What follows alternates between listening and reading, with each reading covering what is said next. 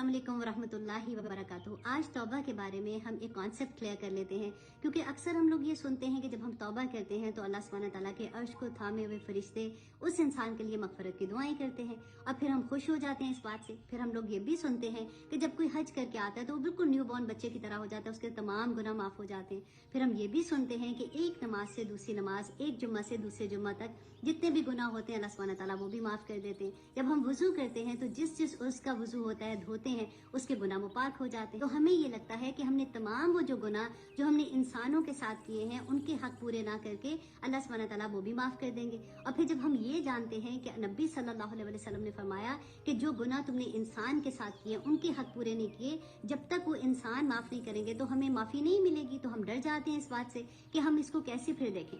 अब देखिए कि अल्लाह सुब्हानहू तआला के हक में जैसे नमाज नहीं पढ़ी, रोजे नहीं रख सके, या फिर हमने ज़कात में कुछ कमी कर दी, तो फिर हमें जब एहसास होता है तो हम अल्लाह सुब्हानहू तआला से उसकी माफी मांग लेते हैं और अल्लाह सुब्हानहू तआला हमें माफ कर देते हैं। और उसकी उलमा कहते हैं कि 3 शराइत है कि जब भी हमें ये एहसास होगा कि हमने अल्लाह सुब्हानहू तआला के हक पूरे नहीं किए तो हम 2 रकात नमाज नफल तौबा की अदा करते हैं। और हमारे दिल में ये एहसास पूरी तरह से जागज़ी होना चाहिए कि जिस गुनाह से हम तौबा कर रहे हैं इसको दोबारा नहीं करेंगे। नंबर 2 ये कि उस गुनाह पर शर्मिंदगी का एहसास होना चाहिए। नंबर 3 ये कि पुख्ता इरादा कर ले कि मैं इसके बाद ये गुनाह कभी नहीं करूंगा। उलमा कहते हैं कि इनमें से अगर कोई एक शर्त भी पूरी नहीं तो तौबा ठीक नहीं है। लेकिन अगर गुनाह का ताल्लुक किसी इंसान के साथ है तो फिर 4 शराइत है। 3 तो वो पहले वाली हैं कि उस पर शर्मिंदा हो, फिर दोबारा न करे, पुख्ता इरादा कर ले कि आइंदा मैं कभी नहीं करूंगा।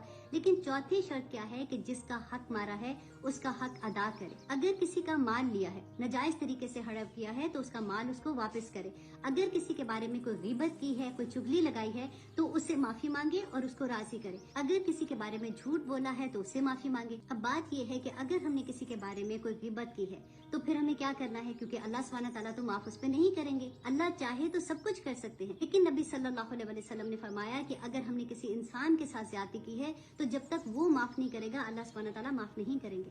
तो अब हमें क्या करना है, क्योंकि अगर हमने किसी के बारे में कोई गलत बात की है, चुगली लगा दी थी, अब अगर हम जाके उसको कहेंगे, उसको तो नहीं पता था, उसकी तो पीठ पीछे बात हुई है, तो वहाँ तो फसाद आ जाएगा और वो इंसान हमारे बारे में गलत सोचना शुरू हो जाएगा। तो इसका बेहतरीन हल ये है कि जिसके लिए हमने गलत बात कही है, फॉर एग्जाम्पल हमने किसी महफिल में बैठ के बात की थी, उसी तरह की महफिल में जब हम बैठे वही लोग हों तो हम उसके बारे में अच्छी बात कहें।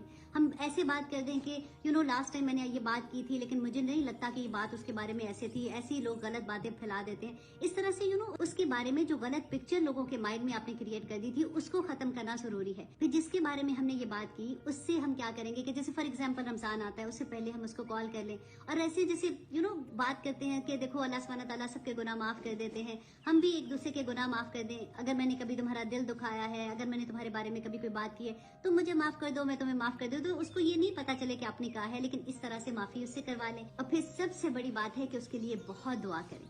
अगर कभी ऐसा होता है कि वो लोग जो हमारी जिंदगी में नहीं है, अब वो फौत हो गए हैं, अगर हमने उनके हक में कोई ज्यादती किया तो फिर क्या करें। तो बेस्ट ये है कि उनके लिए सदका दें, उनके लिए दुआएं खैर करें, ताकि क़यामत के दिन जब उनके सामने ये वो सारी नेकियां जाएंगी जो हमने दुआ की सूरत में भेजी होंगी